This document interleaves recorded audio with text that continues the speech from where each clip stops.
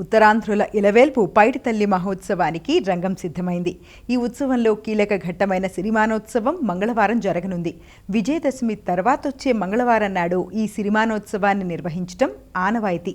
పతివాడ అప్పలస్వామి నాయుడి 6వ తరం వారసుడు వెంకట్రావు నాయుడు ప్రస్తుతం పూజారిగా వ్యవహరిస్తున్నాడు. ఆయనే సిరిమానును అధిరోహించి భక్తుల్ని అక్కడి నుంచి ఆశీర్వదిస్తాడు. ఈ అపురూప ఘట్టం మంగళవారం జరగనుంది. దూర ప్రాంతాల నుంచి వచ్చే భక్తులు అమ్మవారికి ఘటాలు సమర్పించడంతో పాటు పసుపు కుంకుమలతో మొక్కులు చెల్లించుకుంటున్నారు. అమ్మవారి ఆలయం అంతా పుష్ప శోభితంగా విరాజిల్లుతోంది. ఈ జాతరను వైభవోపేతంగా నిర్వహించేందుకు అధికారులు సన్నద్ధమయ్యారు. పైడితల్లి అమ్మవారి సిరిమానోత్సవానికి ముందు రోజు తోలేళ్ల ఉత్సవాన్ని సంప్రదాయబద్ధంగా నిర్వహిస్తారు. పంటకు ఎలాంటి విపత్తులు దరిచేరకుండా చూసుకోవడం కోసం నిర్వహించేదే తోలేళ్ల ఉత్సవం. తోలేళ్ల రోజు రాత్రి చదురుగుడి నుంచి అమ్మవారి ఘటాలను కోటలోకి తీసుకువెళతారు. అక్కడ కోటశక్తికి పూజలు చేసి అమ్మవారి ఆశీర్వచనం పొందిన విత్తనాలను బస్తాలతో ఉంచుతారు.